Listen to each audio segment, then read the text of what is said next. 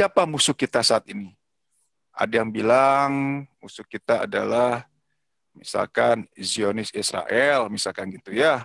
Musuh kita siapa? Musuh kita ada yang bilang juga koruptor karena merugikan negara. Musuh kita siapa? Banyak yang bilang. Mungkin musuh pribadinya pun dibilang musuh saya. Kan gitu ya Pak Rodin ya dan Bu Dr. Endah. Nah kita lihat sekarang, sebenarnya musuh kita sebenarnya siapa sih gitu kan? Siapa yang benar-benar tuh musuh, yang benar-benar musuh kita sebenarnya? Oke Pak Rodin, coba kita buka Al-Quran ya. Kita lihat apa firman Allah dan siapa yang Allah tunjuk yang sebagai inilah musuh manusia. Surat Al-Baqarah 168.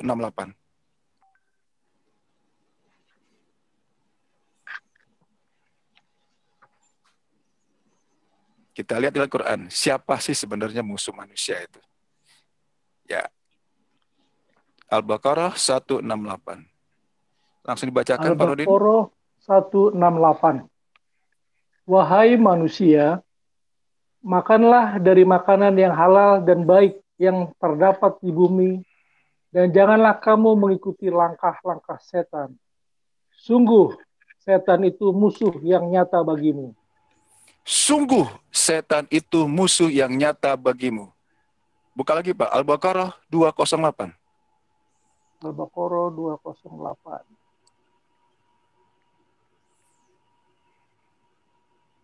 Al-Baqarah 208. Wahai orang-orang yang beriman, masuklah ke dalam Islam secara keseluruhan, dan janganlah kamu ikuti langkah-langkah setan.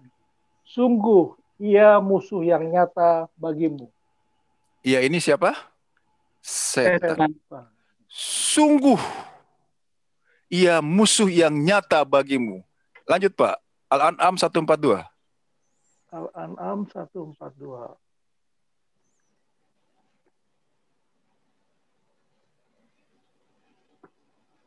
Al-An'am. Iya. Al-An'am bukan Al-Naml, Al-An'am.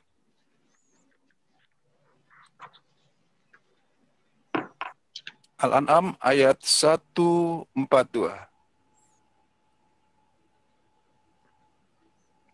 Terus Pak.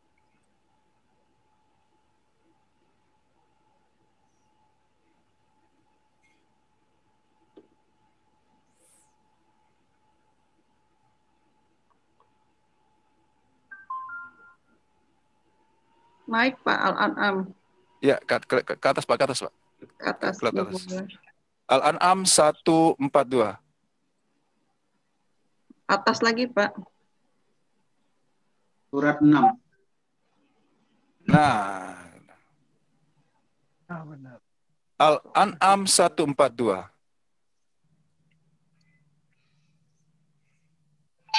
Ayat 142, Pak. Al-An'am 142. Iya. Oh, sebentar. Ini kenapa berhenti? Di stop dulu ininya.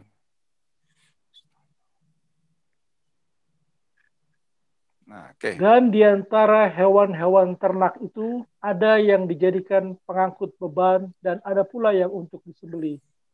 Makanlah rezeki yang diberikan Allah kepadamu. Dan janganlah kamu mengikuti langkah-langkah setan. Sesungguhnya setan itu musuh yang nyata bagimu. Kembali Allah menegaskan, sesungguhnya setan itu musuh yang nyata bagimu. Al-Isra 53, Pak. Al-Isra 17.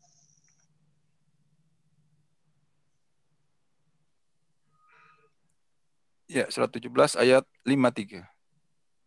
Al-Isra 53. Dan katakanlah kepada hamba-hambaku, hendaklah mereka mengucapkan perkataan yang lebih baik atau benar. Sungguh, setan itu selalu menimbulkan perselisihan di antara mereka. Sungguh, setan adalah musuh yang nyata bagi manusia. Kembali Allah berfirman, sungguh setan adalah musuh yang nyata bagi manusia. Tutup, Pak. Ya. Sekurangnya dalam Al-Quran ada 7 ayat yang menyatakan bahwa setan adalah musuh yang nyata bagi manusia. Berarti musuh kita sebenarnya bukan siapa-siapa. Musuh kita yang sebenarnya adalah setan atau iblis. Nah, pertanyaan berikutnya, apakah kita tahu? Apakah kita sadar pada saat setan menggoda kita? Ustadz, Coba Pak, video setelah asri Pak. muncul, Ustadz. Ya? Videonya nggak muncul. Nggak muncul? Oke, ini? Sudah muncul? Belum. Yang bisa memunculkan hostnya. Bukan, video. Video, saya nggak stop videonya. Ketutup ya? Iya, ketutup, Ustadz. Coba. Udah saya buka? Saya nggak cross, Bu. Saya nggak cross di ini di gambar video saya nggak saya cross. Kok nggak wajahnya Ustadz tidak muncul? Yang kelihatan apa? Logo ya? Ya, hitam. Hitam. Waduh. Di riset. Rupanya iblis pun, setan pun nggak ingin dikupas. Wes, oke, coba kita doa sebentar ya. Marah dia Pak Ustaz, setannya tahu dia. Memang kajian kali ini sensitif Pak, jujur kan? Musuh nyata kita kupas loh, strateginya seperti apa. Coba, saya keluar dulu, saya masuk lagi gitu ya mungkin ya. Iya, Kelihatan. benar. Iya. Oke, siap. Oke, mohon maaf, saya live dulu ya.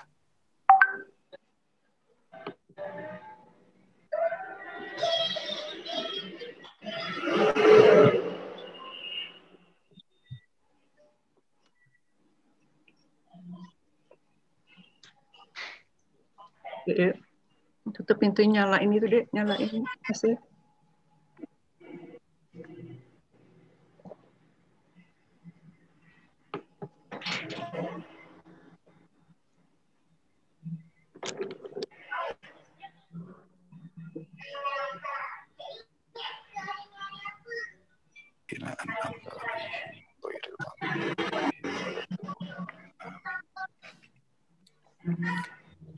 Assalamualaikum warahmatullahi wabarakatuh. Waalaikumsalam. Sudah terlihat, Ibu? Belum, Ustaz. Masih gelap juga? Astagfirullahaladzim. Ya Allah. Oke, coba. Masih? Masih, Tapi Ustaz. suara saya jelas ya? Suara jelas. Suara Suara jelas. jelas. Hitam. Ya, nggak ada videonya, Ustaz. Nggak ada videonya. Aneh. Saya lihat Ibu Dr. Endah dan Pak Johan jelas loh. Nggak, kameranya di ini ada. Aneh ya. Udah. Nah, udah. Udah kelihatan. Udah. Oke, baik. Yuk sama-sama kita minta perlindungan pada Allah ya. Ya memang kajian pada hari ini unik Pak dan sensitif. Oke, baik. Jadi kalau ditanya siapa musuh kita, siapa Pak Johan? Setan. Nah, sekarang pertanyaannya, kita tahu nggak bahwa kita itu sedang digoda setan? Kita tahu nggak kita berhadapan dengan setan? Kita tahu nggak setan ada di mana? Coba Pak, surat terakhir, Anas, dibuka Pak. Ya. Ayat terakhirnya. Problemnya di sini, Allah menegaskan berulang kali setan adalah musuh nyata. Setan adalah musuh nyata. Nah, tapi kondisinya, apakah kita tahu kita sedang digoda setan? Apakah kita tahu berhadapan dengan setan atau iblis? Ini problem utamanya di sini. Surat terakhir, surat Nas. Surat Anas. Ya. Bismillah. Katakanlah, aku berlindung kepada Tuhannya manusia, Rajanya manusia, Tuhannya manusia, dari kejahatan bisikan setan yang bersembunyi, yang membisikkan kejahatan ke dalam dada manusia, dari golongan jin dan manusia. Dari kejahatan atau bisikan setan yang bersembunyi.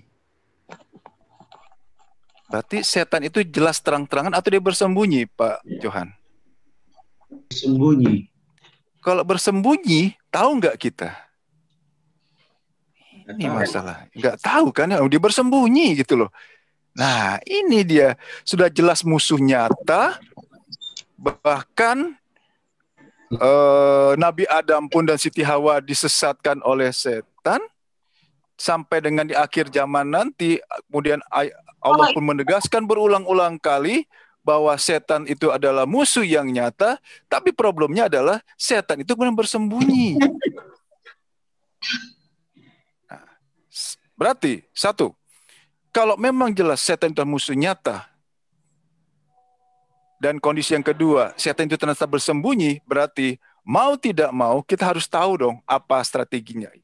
Apa strategi setan, apa strategi iblis. Kalau tidak, wah celaka. Kenapa? Orang musuh nyata kok. Yang membisikkan kejahatan di dalam dada manusia.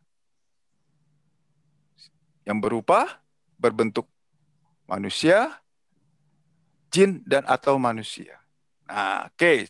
Tutup, Pak. Coba sekarang kita. Apa target utama iblis atau setan dalam menggoda manusia? Targetnya apa sih target utamanya? Ayo. Nemenin kita di neraka. Menyesatkan manusia. Menyesatkan manusia. Betul. Lebih tepatnya, ayo kita buka Al-Quran ya. Apa sih target utama iblis dalam menggoda manusia? QS7, Pak. QS7 ayat 16 dan 17. Kita lihat di sini. Inilah target utamanya iblis dalam menggoda manusia. Supaya kenapa? Kita lihat. Sesatkan manusia, betul. Cari teman neraka, ya benar. Kita lihat ya. Di QS7 ayat 16 dan 17.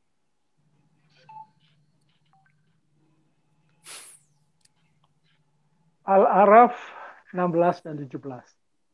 Iblis menjawab, karena engkau telah menghukum aku tersesat, pasti aku akan selalu menghalangi mereka dari jalanmu yang lurus.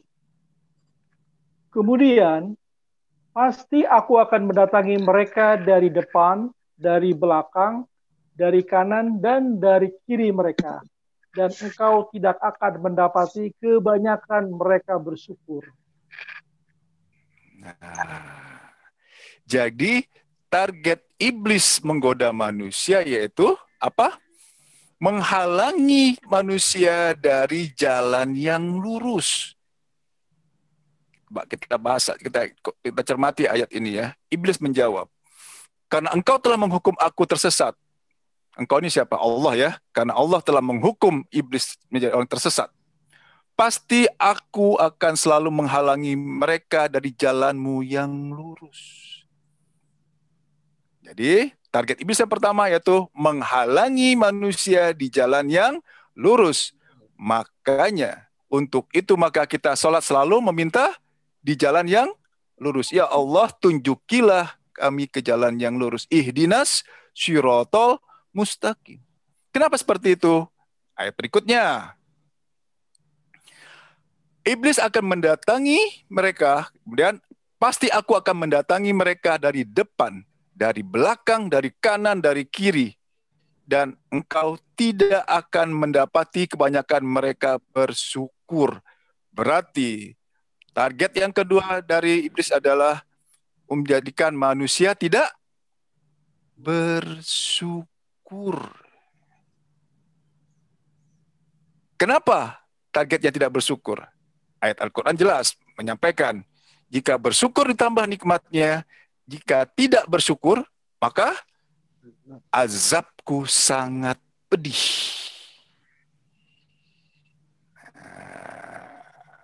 Oke, tutup Pak.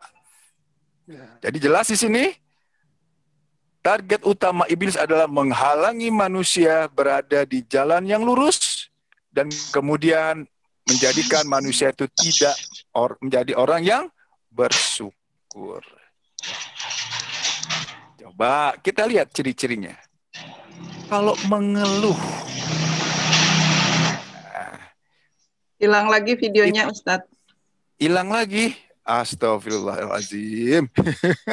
Udah hilang lagi, Bu? Iya. Suaranya apa, Pak? Suara ada? Ada suara normal? Ya udah, pakai suara dulu ya. Oke? Ya. Apa-apa ya. Nggak Atau apa-apa. saya tutup sekalian biar gambarnya, biar ada logonya. Ini kelihatan logonya, Bu? Kelihatan. Logo kelihatan, aneh kan? Logo kelihatan, saya nggak kelihatan. Saya buka, kelihatan? Enggak. Hilang. Oke, lebih bagus saya tutup pakai logo aja dulu ya. Oke. Jadi, target iblis adalah satu, supaya manusia tidak berada di jalan yang lurus. Yang kedua, ujung-ujungnya kemudian menjadi tidak bersyukur. Kalau kita mengeluh,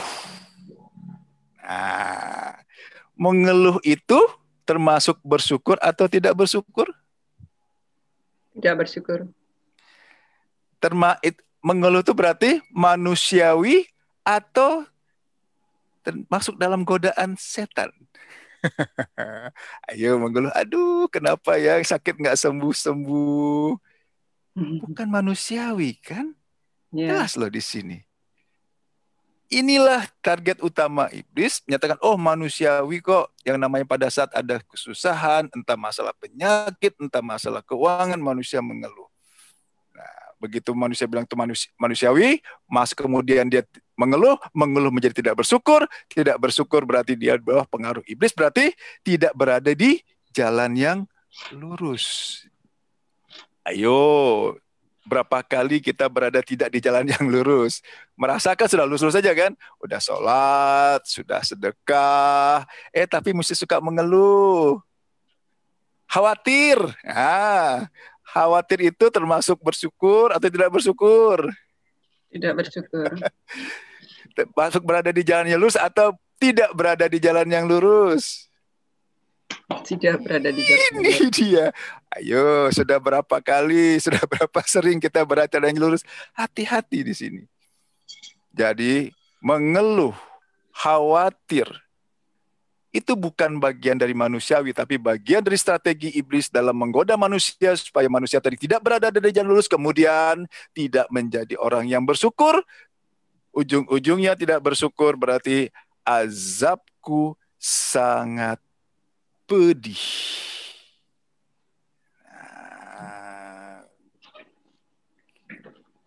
Itu dia. Oke, sekarang kita lanjut. Pada saat manusia berkeluh kesah, kemudian dilanjutkan mungkin dengan rasa khawatir dan lain-lainnya.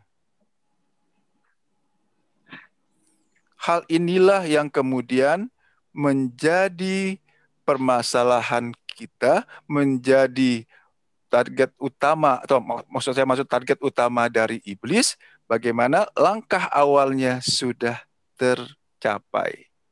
Mengeluh dulu. Mengeluh, kemudian lama-lama mungkin bisa jadi berputus asa. Nah, disinilah puncaknya menjadi tidak bersyukur, berarti azabku sangat pedih. Coba Pak, biar yakin dibuka QS 14 ayat 7 Pak. Kita lihat. Surat 14 ayat 7.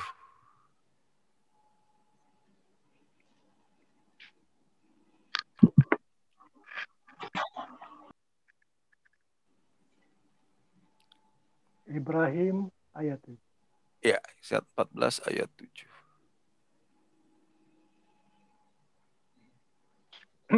Baik, surat 14 ayat 7. Dan ingatlah ketika Tuhanmu memaklumkan, sesungguhnya jika kamu bersyukur, niscaya aku akan menambah nikmat kepadamu. Tetapi jika kamu mengingkari nikmatku, maka pasti azabku sangat berat. Sesungguhnya jika kamu bersyukur, niscaya aku akan menambah nikmat kepadamu. Tetapi jika kamu mengingkari atau tidak bersyukur, tidak mensyukuri nikmatku, maka pasti azabku sangat berat. Berarti di sini akan ada dua golongan manusia. Manusia bersyukur akan mendapat nikmat, manusia yang tidak bersyukur akan mendapat azab.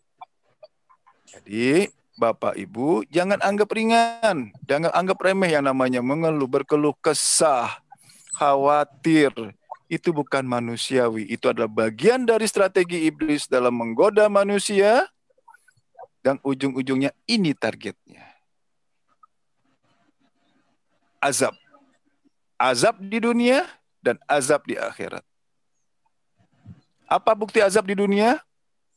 Bisa saja yang namanya sakitnya kemudian berlarut-larut dan kemudian bertambah berat. Ujung-ujungnya meninggal dalam keadaan mengeluh, berkeluh kesah. Orang yang berkeluh kesah, orang merasa menderita di dunia, berarti akan menderita juga di akhirat nanti. Kenapa? Karena dia termasuk golongan orang yang tidak bersyukur. Kalau ini kelihatan Pak videonya? Ya, kelihatan Ustadz. Udah ya. kelihatan lagi. Betul, kelihatan. Oke.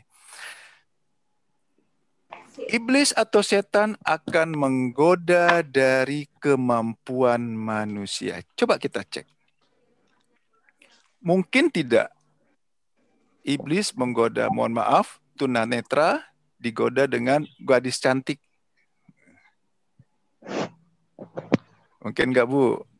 Mungkin. Tunanetra digoda dengan mungkin nggak? Mungkin Ustadz. Oh, gimana mungkin dia nggak bisa ngelihat? Ya enggak lah Bu. Percuma. Pertanyaannya gimana Ustadz? Nggak konsen Ibu Dokter. Coba saya tanya, saya ulang Bu.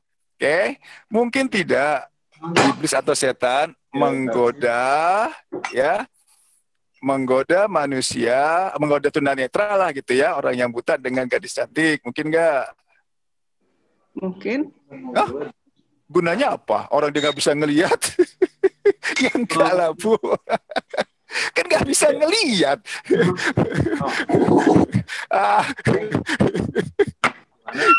Nggak mungkin lah. Nah coba sekarang, ya, kenapa kemudian iblis atau setan menggoda dengan sesuai dengan kemampuannya, misalkan dengan keilmuannya, supaya dengan apa yang terutama apa yang dia sukai. Nah itu dia, hati-hati di sini. Iblis juga akan menggoda dalam hal yang dia sukai, yang dia senangi. Kenapa? Supaya manusia tadi tidak sadar. Itulah ayatnya mengapa Allah menyampaikan bahwa iblis itu kan bersembunyi. Surat yang tadi ya, ayat surat terakhir, surat Anas, bahwa iblis itu bersembunyi. Bersembunyi di mana? Bersembunyi di keinginan kita. Bersembunyi di kemampuan kita. Bersembunyi di kesenangan yang kita. Kalau kita nggak sadar, kalau kita lagi senang, torok lah misalkan. Apa hobinya ya? Kita anggap misalnya apa hobinya? Oh, catur lah misalkan. Oke. Senang main catur. Azan berkumandang. Zuhur waktunya panjang, entar aja. Ibu-ibu misalkan, mohon maaf, lagi nonton sinetron. Wah, lagi seru-serunya. Azan. Tanggung, lagi seru. Kan bersembunyi di situ kan. Bersembunyi atas apa yang dia senang. Sebelum saya detailkan satu persatu strategi iblis apa, Pak Ronit bisa share yang kemarin ya Pak ya? Oh siap. Sebelum itu coba kita buka dulu. Silakan Bu, sekiranya ada yang ingin bertanya. Ada 14 kalau nggak salah itu ya, yang dari Pak Guru kita dapat. 14 strategi iblis menggoda manusia. Silakan, ada yang ingin bertanya? Bapak Ibu sekalian, sebelum sampai di sini ada yang mau dibahas, ada yang mau ditanya? Tidak ada Ustadz? Oke, lanjut. Yang chat juga nggak ada ya? Yang chat juga nggak ada. Oke, lanjut. Pak, silakan dibuka Pak. Ini ada pertanyaan. Oke. Coba saya buka, kelihatan nggak di chat. Iblis dan setan, apa bedanya? Oke. Iblis itu makhluk yang menggoda Nabi Adam, makhluknya. Ya, makhluknya. Setan itu apa? Sifat. Makanya setan itu bisa ada di jin, bisa ada berupa manusia. Jadi setan itu sifat, iblis itu makhluknya. Oke, pertanyaan kedua. Ke Ustadz Teddy, Pak Johan nih, kenapa setan itu menggoda manusia? Nah, kenapa setan itu menggoda manusia? Tadi kan sudah disampaikan ya. Oke. Kenapa menggoda manusia? Kan karena kau hukum sesat. Ayat tadi kan sudah tuh. Karena Allah menyatakan, setan, iblis, karena engkau memang menyesatkan Nabi Adam, maka engkau turunlah dari surga. Setan kemudian bilang, saya sesat, tapi saya akan menggoda anak cucu Adam sampai akhir zaman. Dan Allah juga mengizinkan setan untuk menggoda manusia. Makanya kajian yang sebelumnya, orang bunuh diri, orang mencuri, itu atas izin Allah atau tidak atas izin Allah, Bu Dokter Endah? Orang bunuh diri. Allah. Kenapa? Karena sudah terjadi ya. Allah mengizinkan maka terjadi, Allah tidak mengizinkan maka tidak terjadi. Orang bunuh diri, mati. Itu atas izin Allah. Betul. Tapi apakah Allah menghendaki? Allah tidak menghendaki, tetapi Allah mengizinkan iblis untuk menggoda manusia. Kalau manusia tadi itu iblis, maka dia bunuh diri, dia mencuri. Jika dia mengikuti Allah, dia tidak jadi bunuh diri, dia tidak jadi mencuri. Betul, Allah mengizinkan, tapi Allah mengizinkan, tapi Allah tidak menghendaki. Dan Allah juga mengizinkan iblis untuk menggoda manusia. Jelas Pak Johan ya? Ya. Oke.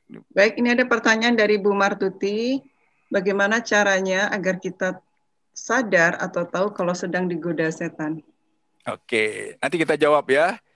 Sadar dan goda. Kita jawab yang terakhir. Ada lagi? Terus sementara belum ada, Ustaz. Baik, Pak Ronidin dibuka Pak. Ini ada lagi nih. Oh, kalau ada yang percaya pada dukun, berarti bentar.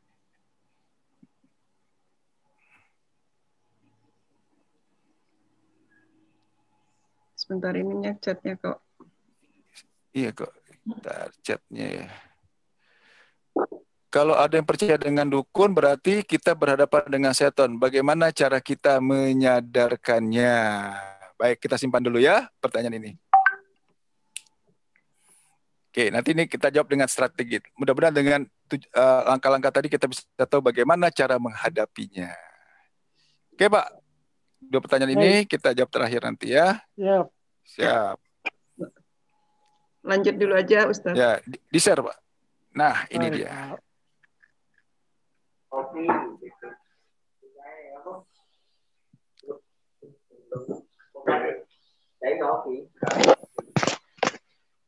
Kita lihat, karena iblis adalah musuh nyata, berarti kita harus tahu apa langkah-langkah iblis, apa strategi-strategi iblis yang selama ini kita anggap manusiawi. Buka Pak, 1.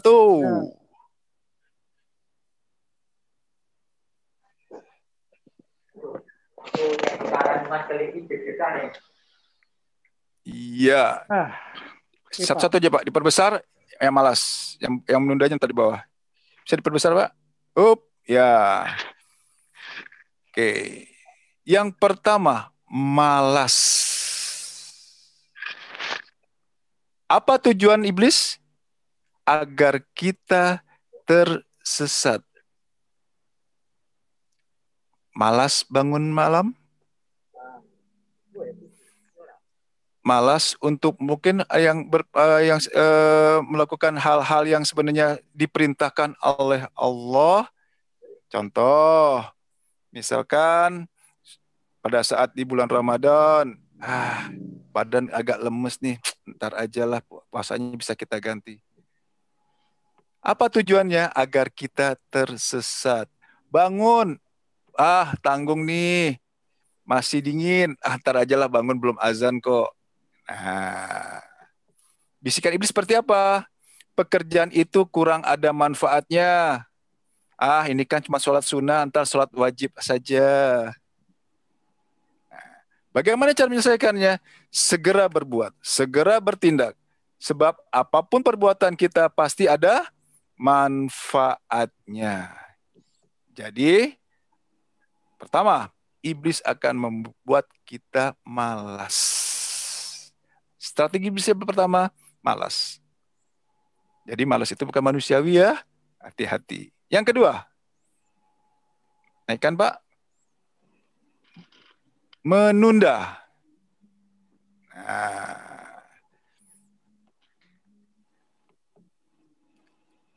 Apa tujuan aslinya iblis menunda? Entar. Nah, gitu bahasanya kan? Agar kemudian kita malah tidak sempat melaksanakannya. Oh, waktu Isya, waktu sholat zuhur panjang, entar ajalah kita sholatnya. Oh, masih jam 1. Oh, masih jam 2, tiba-tiba sudah azan asar. Nah,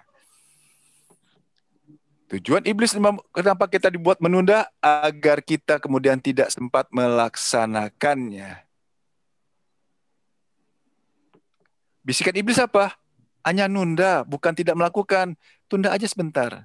Entar aja kok. Entar. Dan entar. Dan ujung-ujungnya dia iblis nggak usah lakukan, enggak. Entar masih panjang waktunya. Oh, subuh masih lama kok, entar aja, tidur lagi aja sebentar lagi. Nah, ini dia. Bagaimana penyelesaiannya? Sama. Segera berbuat, karena pekerjaan tidak akan selesai jika tidak kita mulai. Paksa diri kita untuk tidak menunda-nunda pekerjaan. Lanjut. Strategi yang ketiga.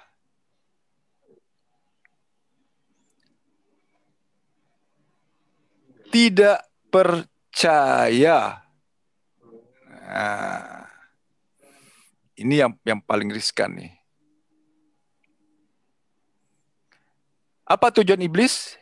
Agar kita tetap bodoh.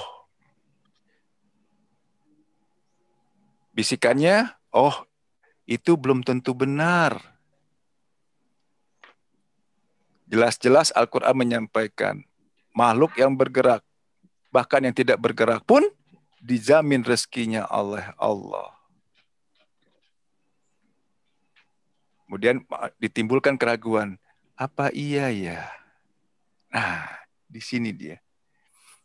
Supaya kenapa? Supaya manusia tetap dipengaruhi oleh rasa khawatirnya. Masih tetap kita tuh dibikin bodoh seperti apa? Terlena dengan kesibukan duniawi. Tetap dibikin bodoh bagaimana? Disibukkan bagaimana? Sibuk mencari solusi penyelesaian. Seperti kajian sebelumnya, manusia diberikan 2 pilihan pada saat ada masalah, menyelesaikan dengan kemampuan dia sendiri atau dengan pertolongan Allah. Iblis akan mengkondisikan agar kita tetap berusaha dengan kemampuan kita sendiri. Sama aja. Bagaimana cara penyelesaiannya? Pelajari dulu, benar atau salah, harus melalui evaluasi, jangan langsung ditolak. Kita lihat dulu, kita pelajari, kita evaluasi, kemudian baru kita putuskan apakah bisa kita percaya atau tidak. Oke, jahat. Sifat jahat ini jelas ya. Sifat jahat sudah jelas. Tujuannya kita tidak berbuat baik. Bisikan iblis apa? Berbuat baik itu berat. Susah kok. Berat. Nah, bisikan iblis itu. Teorinya mah gampang gitu kan. Tapi praktik susah. Ini dia. Bagaimana cara penyelesaiannya? Kita yakinkan bahwa perbuatan baik akan menghasilkan pahala dan perbuatan jahat akan menghasilkan dosa. Paksa ke sana. Oh, Sekecil apapun perbuatan baik kita pasti akan menghasilkan pahala. Perbuatan jahat sekecil apapun, perbuatan jahat kita akan menghasilkan dosa. Nah, ini nih. Poin berikutnya. Banyak bertanya.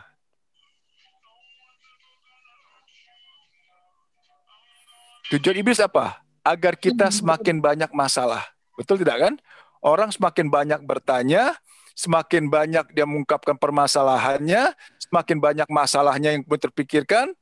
Kemudian bisikannya iblis apa? Agar kita lebih menguasai pengetahuan.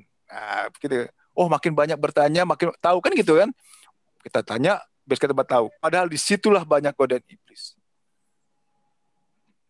Bagaimana penyelesaiannya? Bertanyalah bagaimana cara pelaksanaannya atau pengetahuannya. Jadi, jangan melebarkan, jangan terlalu banyak bertanya hal-hal yang sebelumnya tidak perlu kita pertanyakan. Kondisi saat ini banyak seperti ini. Banyak hal yang seharusnya kita yakini, kita terima dengan iman, tapi kemudian bertanya, dipermasalahkan, dipertanyakan. Contoh, masih saja ada yang mempermasalahkan kunut atau tidak kunut. Masih banyak yang mempermasalahkan kok gerakan sholatnya seperti ini, kok begini. Sesuatu yang sebenarnya sudah sejak dulu pun berbeda. Tapi sekarang dipertanyakan kembali, kan sia-sia seperti ini. Di sini iblis bermain. Lanjut. Sok tahu. Wah, ini dia sok tahu. Apa tujuannya? Iblis membuat sok tahu agar kita tetap bodoh. Apa bisikan iblis? Beri nasihat orang lain agar tidak tersesat. Nah, di sini karena orang sok tahu berarti kita harus waspada terhadap nasihat orang lain. Evaluasi dulu, pelajari dulu nasihatnya. Berikutnya. Nah, ini nih dakwah.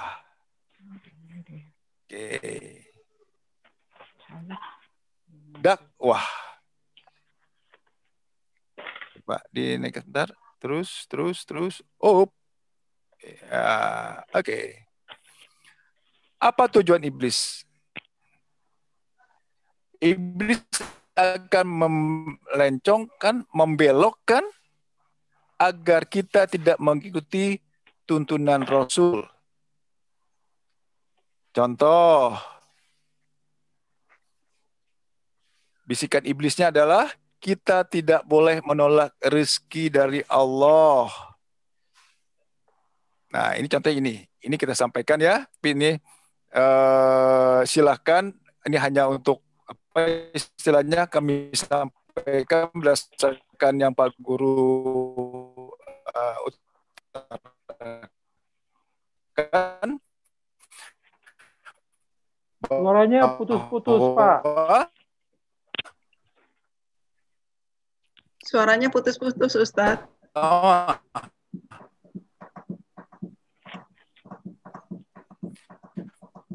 Pada saat dakwah, Pak Teddy suaranya hilang. kami tidak boleh menerima uang. Berikut Pak Teddy suaranya nggak jelas. Putus-putus, Ustadz. Lah, coba video ya. Ustadz tadi. Suaranya putus-putus.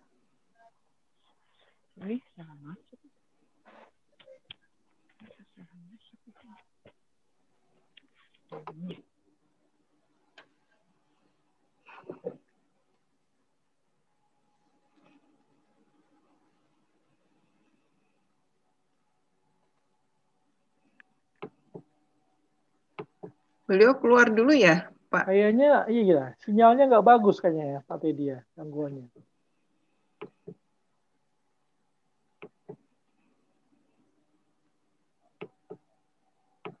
Bentar.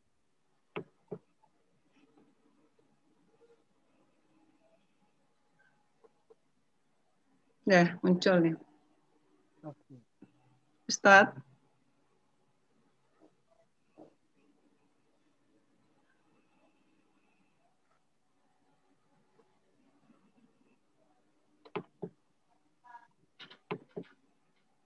Ustadz tadi. Ya, sudah jelas, Bu? Suaranya? Suaranya jelas. Oke, video yuk. Oke, Pak Rudi lagi masih saya sharing apa? Saya tutup aja video saya. Oke. Ada gangguan? Nggak ada, suara nggak ada, Ustaz. Sudah jelas sekarang? Ya, jelas Bu Dokter, jelas ya. Baik.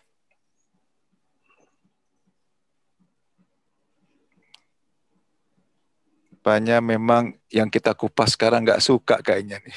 Dibedah satu-satu.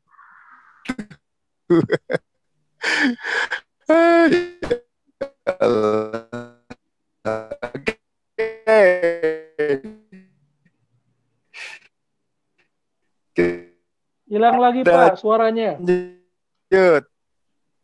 Jadi pesan guru kami bahwa putus-putus Ustadz. Biasanya sinyal itu. Masalah sinyal, Pak.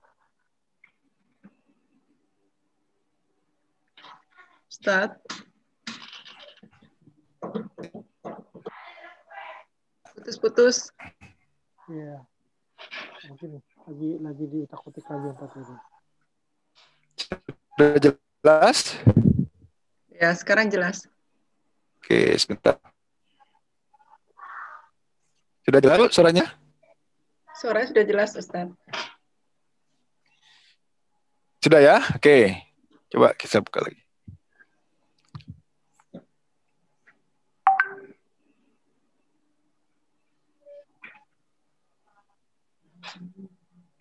Bentar, ini WiFi saya indikatornya bagus, kenapa putus-putus ya? Insya Allah juga ya Allah. Oke, kita lanjut. Sebentar, saya belum bisa lihat yang di-share oleh Pak Ronidin nih.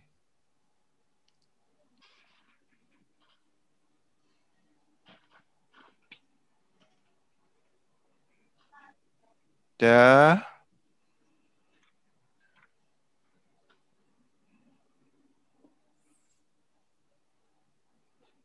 Coba saya lihat dari sini aja deh. Kalau Bu Dokter lihat kan? Enggak, saya nggak bisa lihat. Yang di-share? Ya. Oh, yang di-share saya jelas? Bisa lihat. Sudah, suara saya terdengar, Bu Dokter? Sudah, Ustaz. Sudah ya? Oke, baik. Bentar. Oke, kita lanjut. Ya.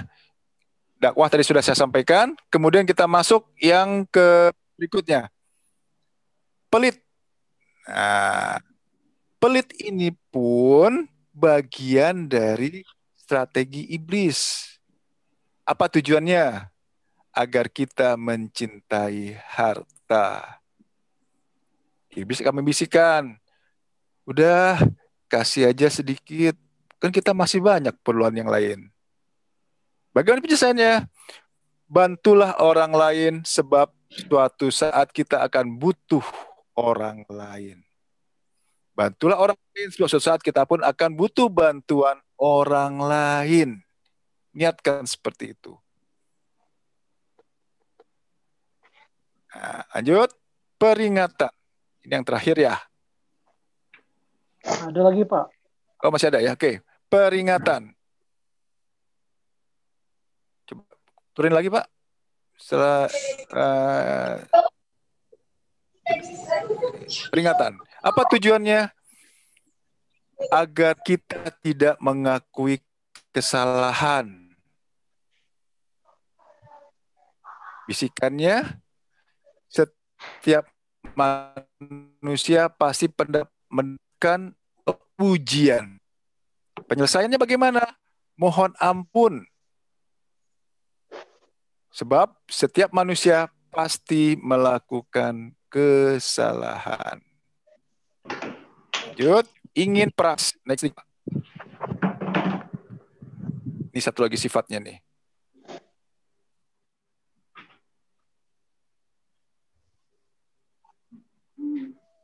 Suaranya hilang, Pak. Astagfirullah. Oke, nyambung lagi. Ini putus nyambung ini internetnya. Oke. Ingin praktis. Ini sifat manusia juga ya.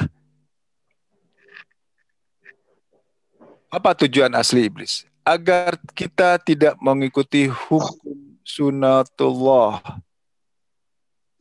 Gak sabaran kok istilahnya kok ingin praktis ini. Nah, kan apa bisikan iblis? Wah, permasalahan kita minta segera selesai. Bagaimana penyelesaiannya?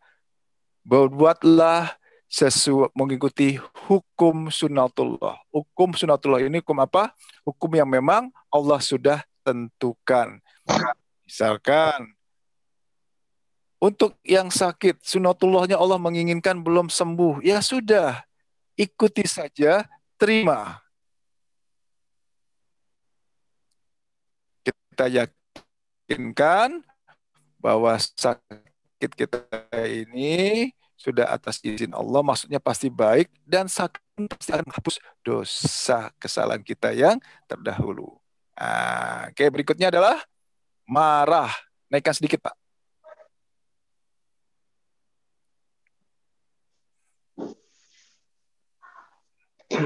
Apa tujuan asli iblis kita dibuat marah? Agar kita tidak sabar.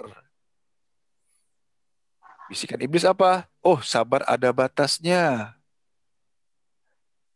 Oh, kalau sabar diinjak-injak. Itu dia. Oke. Ya, nanti pertanyaan saya jawab. Bagaimana penyelesaiannya? Sabar itu bersama Allah. Al-Baqarah 153. Innallaha maha sabirin. Allah beserta orang-orang yang sabar. Sabar itu pun disayang oleh Allah. Lanjut. Banyak belajar.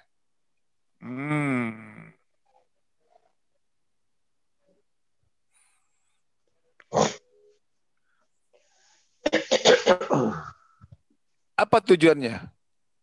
Ini dia. Agar kita tidak sempat melaksanakan apa yang sudah agar kita cukup belajar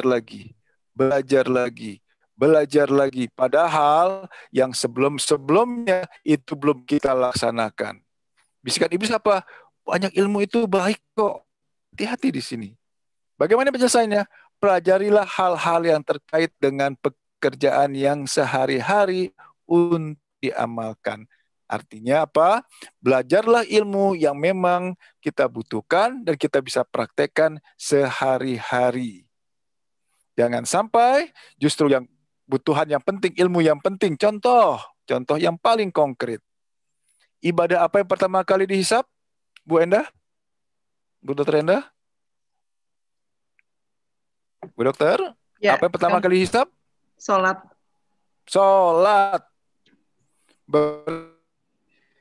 Ayo, fokuslah bagaimana cara sholat di pikiran tidak jalan-jalan. Metodenya seperti apa? Kemudian prakteknya seperti apa sudah saya sampaikan pada kajian yang sebelumnya. Itu contohnya, salah satu contoh ya. Kemudian kemampuan. Oke, dinaikin lagi Pak.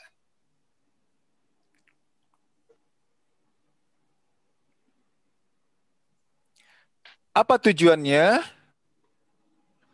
Agar kita tidak ikhlas. Oh, ini pasien sembuh karena saya terapi. Bisikan iblis apa? Nolong orang. Agar kemampuan pertama, yuk banyak-banyak kita menolong orang. Betul, iblis akan membisikkan seperti itu. Tapi kemudian iblis mengedepankan, si ini sembuh, si A sembuh karena saya yang terapi. Apa buktinya? Dengan yang berobat kemana-mana nggak sembuh. Begitu saya yang handle, saya yang tangani, sembuh. Ini dia. Sehingga hilanglah ikhlasnya. Bagaimana caranya? Kita harus selalu berbuat dengan ikhlas. Dan kita mengakui bahwa kita tidak mempunyai kemampuan apapun kecuali Allah yang membantu. Jadi kita ini hanya sarana Allah dalam menyembuhkan orang tersebut. Dan saya pun bertindak mengobati, saya pun menangani pasien hanya semata-mata dalam rangka menjalankan perintah Allah. Itu nilai ikhlas. Apa itu ikhlas? Menjalankan segala sesuatu hanya karena Allah, bukan karena yang lain. Naik Pak, egois. Terakhir. Ini dia nih. Apa tujuan iblis? Suara hilang Pak Teddy. Targetnya adalah merusak hubungan manusia. Halo? Oh kan, ya, egois ya. Tujuannya iblis manusia. Nah, kalau sifat ego di sini dikedepankan, ego itu egois ini kadang manusiawi kok. Kenapa? Saya senior, saya lebih pengalaman, jabatan saya lebih tinggi. Kalau itu yang dikedepankan, apa akibatnya? Rusaklah hubungan antar manusia, putus tali silaturahmi, rusak hubungan antar atasan dengan stafnya, rusak hubungan antar keluarga. Bisikan iblis apa dulu? Kita akan perlu orang lain. Jadi jangan hanya semata-mata kepentingan kita saja yang dikedepankan. Oke, Pak Rondinin? Ya Pak, ini udah selesai Pak. Ya. Coba close tutup. Pak ya. Ya, close. Oke. Kita lihat pertanyaannya masing-masing tadi ya. Ya, lanjut yang chatting. Ya. Oke. Dari SS tadi siapa ya? Yang chat dulu dari yang paling atas mungkin sudah, tadi sudah. Ya. Kalau ada yang orang yang buka percaya kepada dukun, ya. Ustadz. Oke. Kita tanya jawab. Bentar Bu. Sebentar. Internet saya lagi ada gangguan. Sebentar, kayak dari tadi sinyalnya bermain terus nih. Oke. Chat. Nggak mau jalan nih. Gambarnya ya, udah silakan, muncul. Bu Dokter. Ya. Dibacakan saja, saya nggak bisa buka chatnya dari depan saya. Ya, ini SS siapa ya tadi lupa saya. Halo. Kalau ada orang yang percaya pada dukun, internet saya kayaknya ada gangguan lagi. Ustadz bisa dengar saya?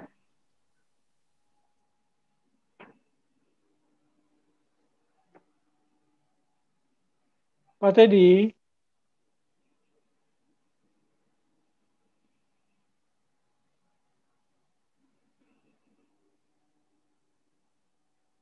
Hilang lagi. Hilang. Iya. Terlempar. Hilang. Semakin parah. Terlempar beliau.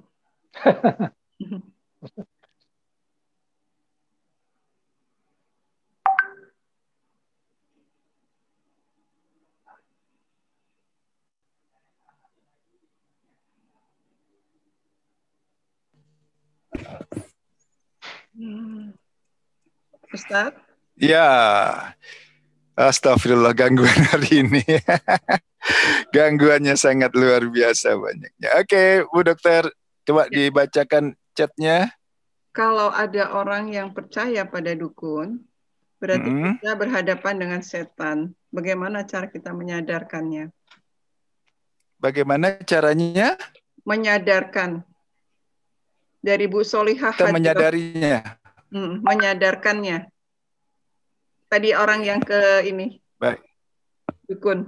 Bagaimana cara kita menyadari? Baik, intinya begini. Coba saya udah beres ya. Putus ya Bu ya saya. Halo? Putus-putus Ustadz. Bagaimana caranya Kita menyadarkan. putus ya?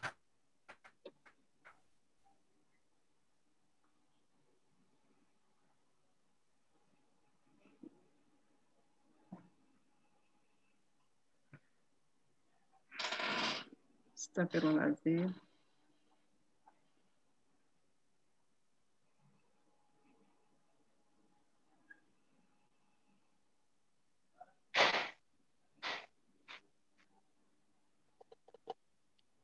Tumben nih Bu, biasanya nggak parah begini.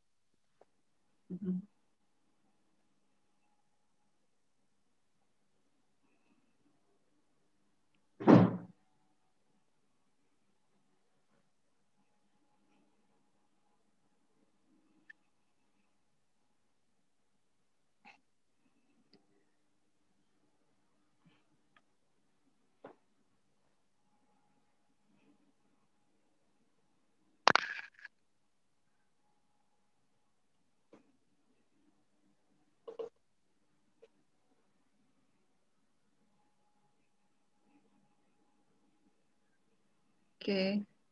Pak Teddy,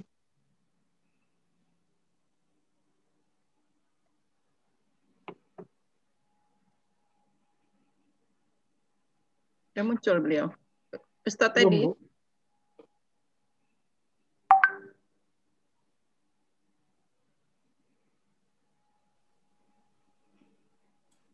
Ustadz Teddy.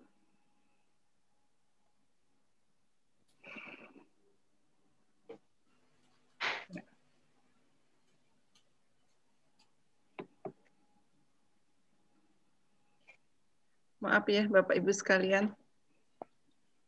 Ustadz tadi kesulitan dengan sinyal ini. Saya sendiri nggak bisa bantu ini. Ustadz tadi.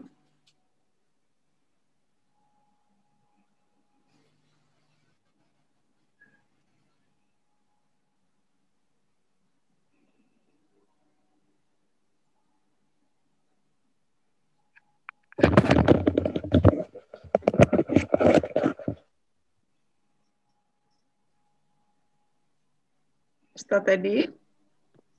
Iya. Oke, coba ganti medianya. Saya pakai laptop sekarang. Nah, udah mendingan? Mendingan? Mbak, saya tutup ya. Saya ganti yang lain. Voice-nya aja Pak, gambarnya nggak bagus. Sama ya?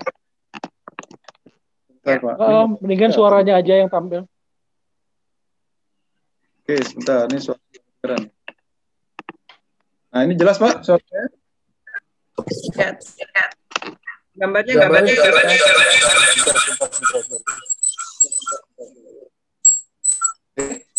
Oke. Ini bisa dibaca.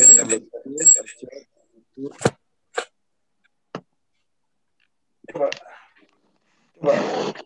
Gambarnya jelek Pak, gambarnya jelek. Gambarnya tutup aja. Iya, tutup aja. Oke. Suara jelas ya? Oke. Siap. Kenapa suara? Oh, ini. Oke, dah. Oke, Ustaz. Ya, diulang pertanyaan. Ya, tadi ada yang kalau kedukun itu kan berarti berhadapan dengan setan. Bagaimana kita menyadarkannya? Oke. Bagaimana suatu saat ada kerabat kita, ada kawan atau saudara yang kemudian kita tahu itu adalah kemudian caranya bagaimana? Ustadz, kalau pakai dua device, yang satu volumenya tolong dikecilkan, Ustadz. Bentar, saya matikan saja kalau bentar.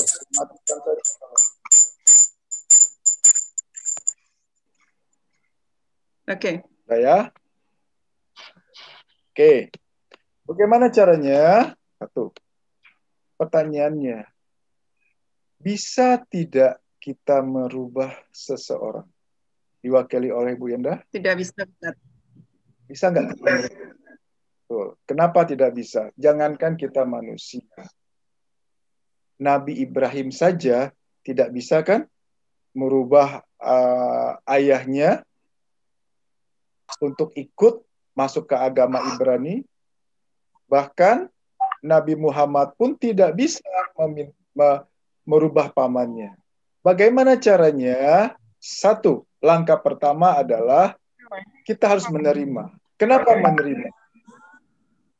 Saudara kita datang ke dukun dan itu terjadi sudah atas izin Allah.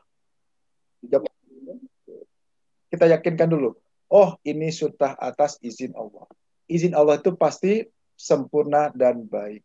Di langkah pertama, ini di copy paste ya, untuk semua permasalahan yang ada. Bukan hanya hal yang tadi di pertanyaan mengenai dukun tadi, tapi untuk semua permasalahan. Pertama, terima dulu. Oke, ya Allah, ini kejadian saudara saya datang ke dukun karena sudah terjadi pasti izinmu ya Allah. Izinmu pasti baik dan sempurna. Hamba terima ya Allah. Kenapa harus menerima? Supaya kita termasuk golongan orang yang sabar. Innallaha sabirin. Orang yang menghormati izin Allah. Terima dulu. Langkah kedua apa? Langkah kedua ya berserah diri kepada Allah. Kenapa harus berserah? Kita tidak mampu. Kita tidak punya kemampuan daya upaya. Wala haula wala quwata illa billahil aliyil azim. Setelah menerima, kemudian kita berpasrah diri. Ya Allah, hamba serahkan permasalahan padamu. Langkah ketiga apa? Berikutnya silahkan. Intinya seperti apa? Ingat, Mas, Mbak, yang namanya kedukun itu tidak baik. Selama ini yang kita lakukan adalah spontanitas. Pada saat kita menghadapi segala sesuatu yang kita tidak sukai, kita langsung reaksi, kita langsung reaktif. Mungkin tujuannya baik, mengingatkan. Tapi kita lupa, spontanitas tadi ada kemungkinan pun mendompleng di situ. Ada perasaan kesal, ada perasaan marah, ada perasaan kecewa. Ini. Jadi, pertama, apapun permasalahannya, sebelum kita mengingatkan, terima dulu, kemudian serahkan kepada Allah, setelah itu niatkan. Ya Allah, saya mengingatkan saudara saya hanya semata-mata dalam menjalankan perintahmu ya Allah. Mau berubah, mau tidak, itu hakmu ya Allah. Selama ini, pada saat ngasih sesuatu, pasti ingin berubah kan? Ya. Ini poinnya. Kita ingin merubah seseorang, padahal itu ada haknya Allah. Manusia saja haknya dicampuri kan marah. Ini hak prerogatifnya Allah gitu. Ya, berubah mau tidak itu hakmu ya Allah, itu hidayahmu ya Allah. Setelah itu lakukan ikhtiar, lakukan ingatkan nasihati. Baru setelah dua langkah tadi dilakukan, menerima, berserah diri kepada Allah, baru kemudian ikhtiarnya dilakukan. Oke, itu jawaban. Kalau kurang jelas, silakan di unmute, kita buka. Ya, pertanyaan yang lain dulu ya Ustadz. Silakan Bu Dokter. Dari Bu Tunarsih, kenapa ya Ustadz kita sudah sering sholat tahajud, rajin baca Al-Quran, tetap saja masih tergoda setan? Karena memang setan tersebut sampai akhir zaman tugasnya adalah menggoda manusia. Lantas, ayat yang tadi, bagaimana caranya supaya kita tidak tergoda setan? Syaratnya apa? Harus menjadi orang yang ikhlas. Bagaimana caranya supaya kita tergoda oleh setan? Pak, di-share ayatnya, Pak. Ya, 15. Pakai yang itu, Pak ya, yang saya screen. Oh gitu. Ya. Jadi ada bahasa ininya. Pak Mukhlisin, kan yang lainnya terpilih. Kita lihat. Bukan hanya untuk ibu yang bertanya, tapi untuk semua ya. Bagaimana caranya supaya kita terbebas dari godaan iblis? Ini Pak. Coba, Pak. Kok saya nggak ngeliat? Yang lain lihat nggak ya? Enggak, Pak. Oh, nggak lihat. Nggak lihat. Belum ada di share screen, belum ada di Oke, saya ulangi lagi kalau gitu. Ya.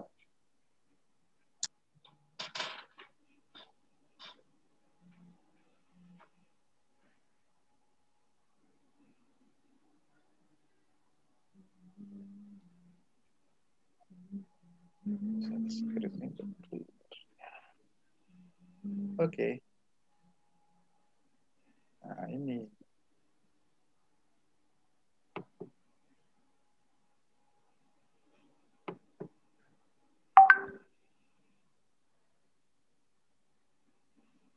Nah, oke. Ya, silakan, Pak. Oke, surat ke-15 ayat 39-40. Iblis berkata, "Ya Tuhanku, oleh sebab engkau telah memutuskan bahwa aku sesat, pasti aku akan menjadikan mereka memandang baik perbuatan maksiat di muka bumi. Dan pasti aku akan menyesatkan mereka semuanya, kecuali hamba-hamba engkau yang mukhlis di antara mereka." Jelas di sini. Siapa yang tidak bisa digoda oleh orang yang mukhlis atau orang yang ikhlas? Siapa orang ikhlas? Orang yang melakukan segala sesuatu hanya karena Allah. Berarti apapun kegiatan ibadah kita, murnikan lagi semata-mata dalam menjalankan perintah-Mu ya Allah.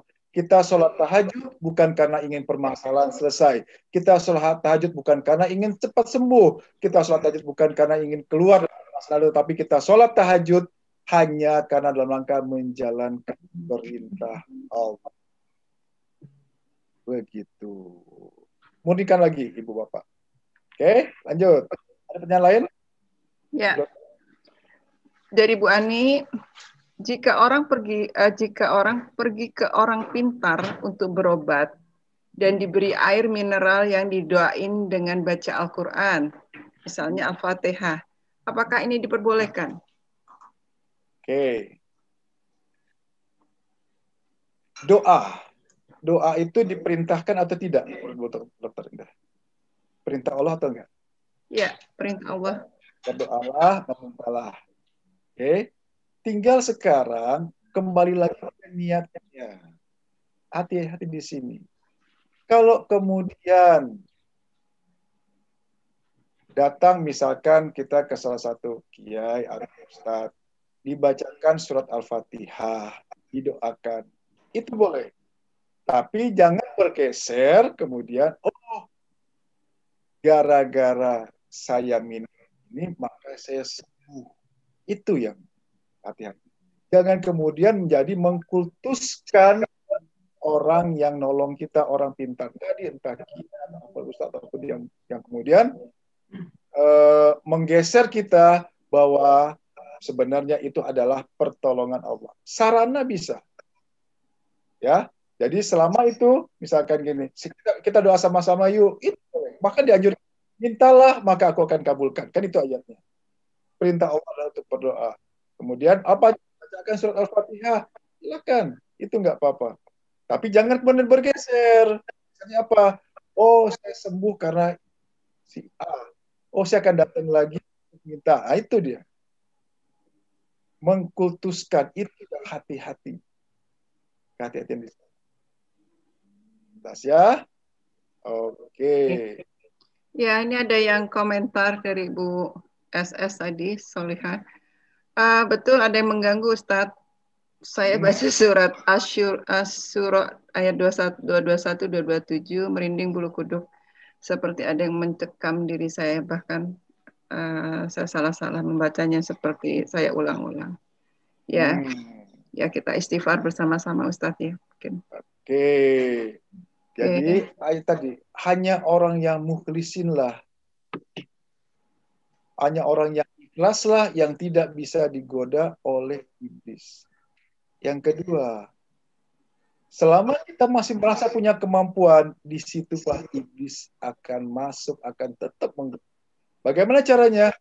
benar-benar harus wala haula wala quwata illa billah. Ya Allah, saya tidak punya kemampuan, saya tidak punya daya upaya kecuali Engkau yang menolong ya. Terapkan kan. Ya, benar-benar besar, bukan hanya mulut aja. Saya sampai gini Bu Dokter ya. Mulut kita bilang wala haula. Kita masih kita kan masih tidak percaya, kemudian tindakan kita masih juga berusaha ke sana. Itu problemnya. Kayak mau berserah diri kepada Allah, serahkan sepenuhnya kepada Allah. Betul-betul tidak mempunyai daya upaya. Selama masih punya merasa kemampuan, itu tetap gangguan itu akan. Ya, betul-betul haula sesuai ucapan, hati dan tindakan kita. Lanjut. Ya, bagaimana dengan hadis buat dari Bu Adriani? Jadi bagaimana dengan hadis yang mengatakan bahwa menuntut ilmu itu memudahkan jalan menuju surga? Kenapa banyak halangan menjadi bagian dari strategi iblis? Tadi dijelaskan. Betul, menuntut ilmu, tapi ilmu yang seperti apa? Pakai prioritas. Contoh, misalkan besok ujian matematika, belajar apa Ibu hari ini? Bu Dokter? Belajar matematika dong, karena besok ujian matematika gitu ya. Ya. Nah, nanti yang pertama kali dihisap apa? Sholat. Yang Bu ya belajar sholat dulu lah yang benar. Ya kan? Paham apa yang kita sampaikan, paham dengan pikiran tidak jalan-jalan, mari tingkatkan kehusuan kita. Belajar tidak salah tidak, tapi setelah yang utamanya betul kita maksimalkan.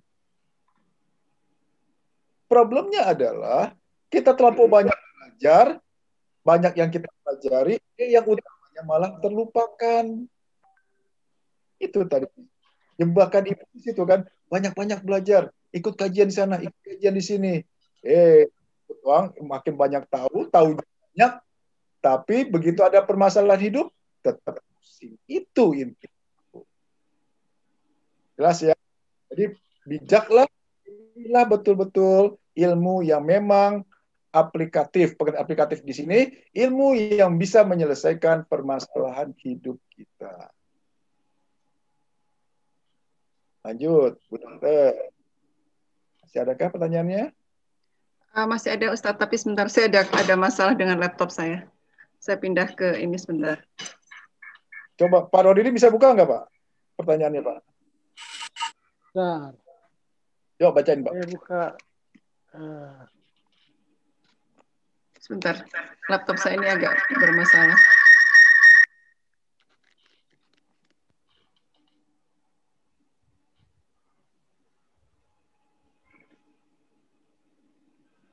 Iya.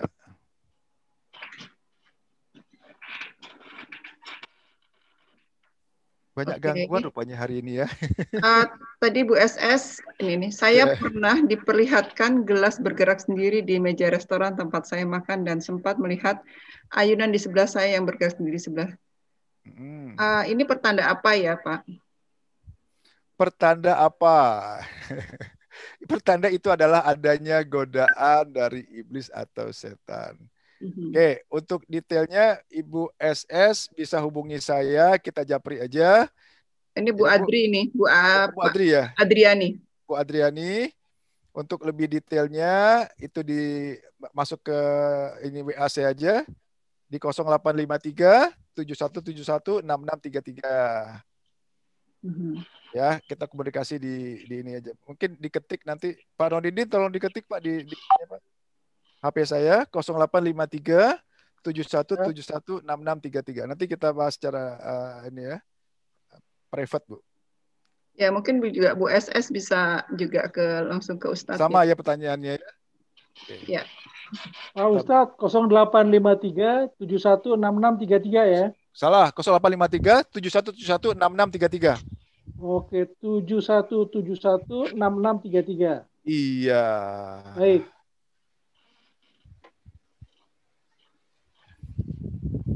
Sebentar. Oh, sudah, oke. Ya, lanjut. Ada lagi? Ya, oke. Itu dari Bu Adriani sama ini. Ada yang minta materi, Ustadz? Oke. Materinya silakan Pak Ronidin di-share ke Dokter Endah. Nanti Ibu Dokter ya yang bagikan ya. Di icon ya, di Nah, grup. ya, Pak Ronidin kan ada di grup kan? Ya. Di-share aja Pak nanti. Pak Ronidin ada di grup, nanti Pak Ronidin akan bagi. Ya. Baik, Bapak Ibu sekalian mungkin ada yang langsung ingin bertanya. Oke, masih ada. Sekarang jam berapa ya? Sekarang 14.51, Ustaz. 51. Oke, kita kasih waktu 4 menit ya, sampai 55. Ya. Nah, Nomor HP Pak Ustadz ini sudah saya share ya. Oke. Sudah di-share ya. Ya 0853 7171 6633. Silakan. Ya. Oke. Silakan yang ingin nanti komunikasi, silakan chat di atau telepon langsung juga boleh nomor itu. Baik. Kalau sudah tidak ada pertanyaan lagi, Bapak Ibu sekalian, mungkin masih ada yang ingin bertanya. 14. Ya. Bu siapa ini? Bu Rihaidi. Suaranya nggak jelas. Suaranya putus-putus, Bu. Nama saya Riri. 14 Ya. strategi. Ya, Bu, saya mau tanya 14 strategi godaan setan itu apalagi yang lain?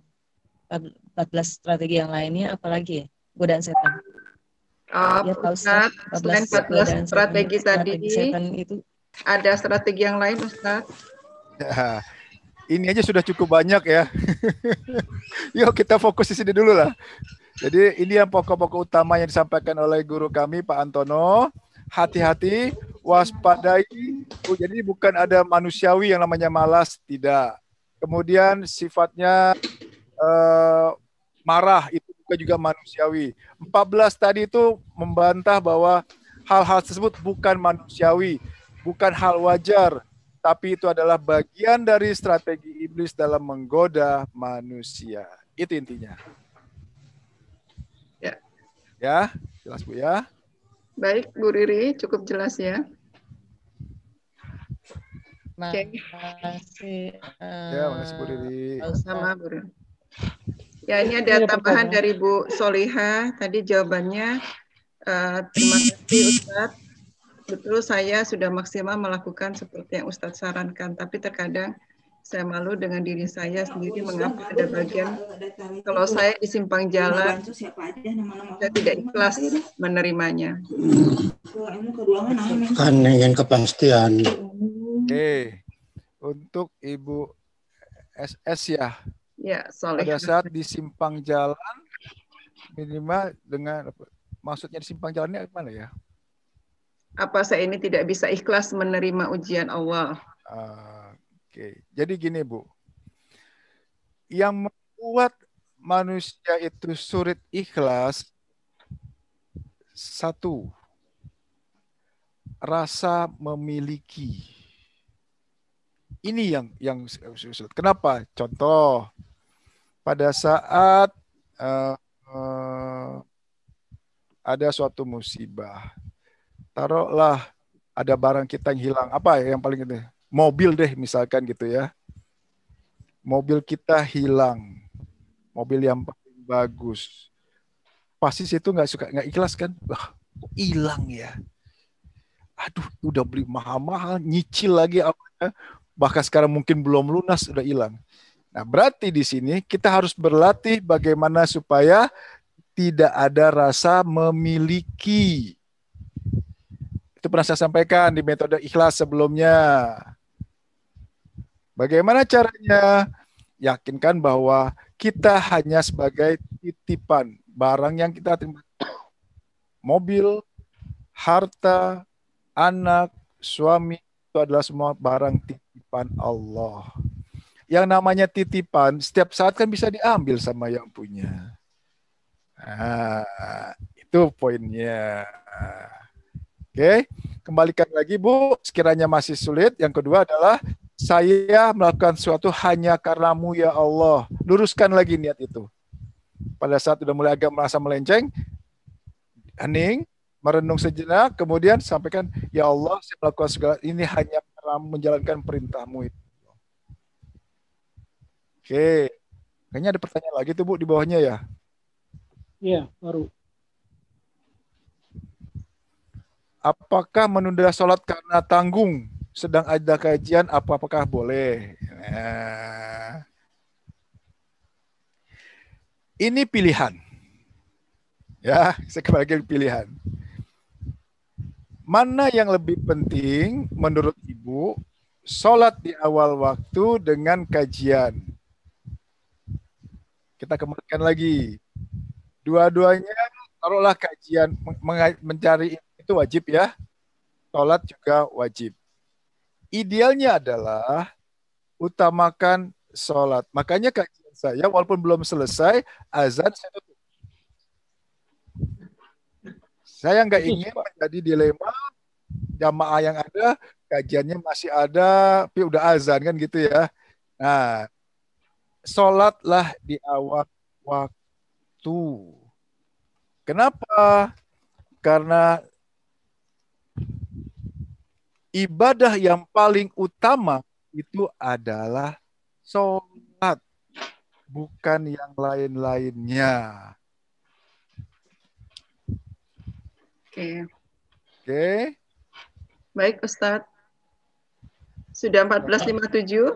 Ya, Tanya Ustadz. Tanya Ustadz. Baik. Ya. Assalamualaikum. Waalaikumsalam warahmatullahi wabarakatuh. Pak Muslim. Ya begini Pak Ustadz, saya ini contoh ya Pak Ustadz, contoh. Misalkan ada perbuatan merokok gitu ya Ustadz. Ada ulama yang itu bilang makruh, ada ulama yang bilang itu haram. Jadi kita kan jadi ragu-ragu ya Ustadz sebagai umat gitu. Apakah kalau kita ragu-ragu itu juga termasuk perbuatan setan ya Pak Ustadz? Terima kasih. Solusinya gimana solusinya? Mohon maaf Pak Muslim termasuk merokok atau nggak merokok nih? Kadang-kadang merokok Pak Ustadz. Kadang-kadang ya. Ya gini Pak, bagaimana menilainya? Itu adalah kita lihat banyak nilai kebaikannya atau mudaratnya gitu loh Pak. Ya, itu aja Pak pilihannya. Kalau memang menurut Bapak nilai kebaikannya banyak, silahkan lakukan. Tapi kalau menurut banyakkan mudaratnya, banyak mendatangkan masalah, ya tinggalkan. Terlepas ada ulama yang bilang boleh tidak, itu haknya masing-masing Pak menentukan. Tapi kalau di kami, di majelis ulama strict jelas, merokok tidak boleh. Kenapa? Karena lebih banyak mudaratnya. Lebih banyak membuat kesusahannya. Tanya Bu Dokter. Ya Bu ya. Ya. Di kotak rokok aja dibilang kok kanker bla bla bla bla menyebabkan impotensi segala macam. Ya, ini juga menurut Bu Adriani fatwa UMI merokok haram. Nah, itu dia. Terlepas ada pro kontra ya kita yang terbuat. Itu saya melihatnya begini Ustadz, itu kalau fatwa MUI haram itu bagi anak-anak, ibu hamil, sama apa itu yang berpenyakit itu. Tapi kalau yang sehat, ya sehat nggak apa-apa. Nggak apa-apa gitu. Sampai dia sakit gitu ya, udah sakit baru nggak boleh.